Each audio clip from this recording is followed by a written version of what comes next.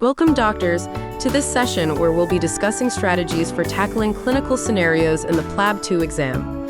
PLAB 2 tests your ability to apply medical knowledge to real-life situations, such as history-taking, examination, diagnosis, and management. Key to success is a systematic approach, clear communication, and delivering patient-centered care. In this guide, we'll cover tips and techniques to handle different clinical cases effectively. Remember, stay calm, structured, and empathetic throughout your consultation. Let's begin with history taking. Always start by introducing yourself professionally. For instance, say, "Hello, I'm Dr. Your name. I'll be taking care of you today." Next, obtain the patient's consent by asking, "Is it okay if I ask you some questions about your health?"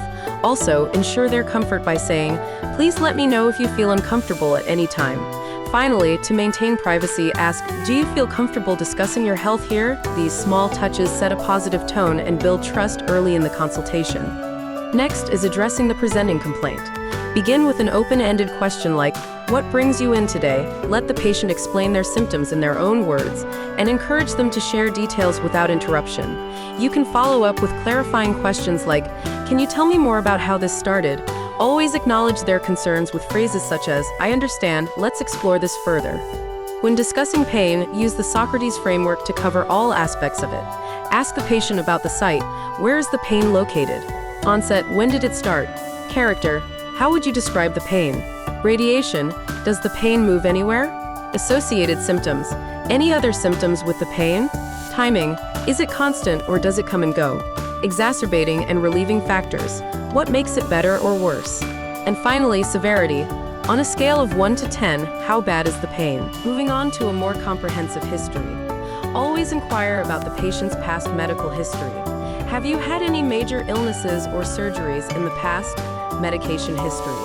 Are you currently taking any medications or supplements? Also ask about allergies. Do you have any allergies to medications? Don't forget family history. Is there a family history of any illnesses we should be aware of? Finally, social history. Could you tell me about your lifestyle? Do you smoke or drink alcohol? And how is your living environment, and what do you do for work? A systematic review can help identify additional symptoms the patient might not mention right away. Ask questions like, have you experienced any shortness of breath, fever, or chest pain? Or, any recent changes in your bowel or bladder habits? It's also important to address red flags. Are you experiencing severe headaches, unintentional weight loss, or night sweats? More red flag symptoms like fever, fatigue, or any recent lumps or bumps. These questions help ensure you don't miss crucial aspects of the patient's condition. When it comes to physical examination, start with general inspection. Say, "I'll have a quick look at you now, is that okay?" Observe the patient's appearance, behavior, and any visible abnormalities. Check vital signs like temperature, pulse, blood pressure, and oxygen saturation. Always explain what you're doing, for example, "I'm going to check your blood pressure now." Throughout the exam, reassure the patient and ensure their comfort. During the exam, tailor your approach based on the presenting complaint. For example, if cardiovascular symptoms are present, say, "I'll listen to your heart and check your pulse." For respiratory complaints, "I'm going to listen to your lungs. Please take a deep breath." When examining the abdomen, say, "I'll gently press on your stomach. Let me know if it's painful." And for neurological symptoms, "I'll check your nerves and reflexes to see how they're working." Explain each step and ask for permission where needed to maintain patient trust and comfort. Once history and examination are complete, you need to formulate a diagnosis. List potential diagnoses by saying, "From what you've told me, these are the conditions I'm considering." Explain which one is most likely based on the information gathered.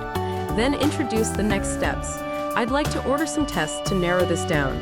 Explain the purpose of any common tests like blood work or imaging. Make sure the patient understands by saying, "These tests will help us get to the root of the issue." In terms of management, if acute care is needed, address it immediately. For example, "If you're feeling unwell now, I'll take immediate action to help." Use the ABCDE approach for critical cases. For definitive treatment, offer clear options. Based on your diagnosis, we'll start with medication, surgery, or lifestyle changes. Always involve the patient in decision-making, saying, "Let's discuss the best options for you." Don't forget patient education and follow-up. Explain the condition clearly. "I'll explain your condition and treatment in simple terms." Give them instructions. "This is what you need to do moving forward, including any medication instructions." Check their understanding by asking, Do you have any questions about what we've discussed? And make sure to arrange a follow-up. We'll arrange a follow-up to check your progress. Don't forget to add, here's when you should seek further medical advice. Lastly, communication skills are crucial in PLAB 2. Build rapport by practicing active listening, for example. I hear that this has been worrying you, let's work through it together. Show empathy with phrases like, I can see this is difficult, I'm here to help you. Avoid jargon and explain things in layman's terms. This means that, and confirm understanding by asking, can you explain back to me what we've discussed? Building trust is key. Be clear, patient-focused, and approachable. In conclusion, a systematic approach ensures patient-centered care. Focus on history-taking, examination, diagnosis, and management. Effective communication is key to patient understanding and trust. Regular practice and feedback will boost your confidence and performance. Good luck with your PLAB 2 preparation. Please like and subscribe to TuringMedSchool. Good luck with your preparation.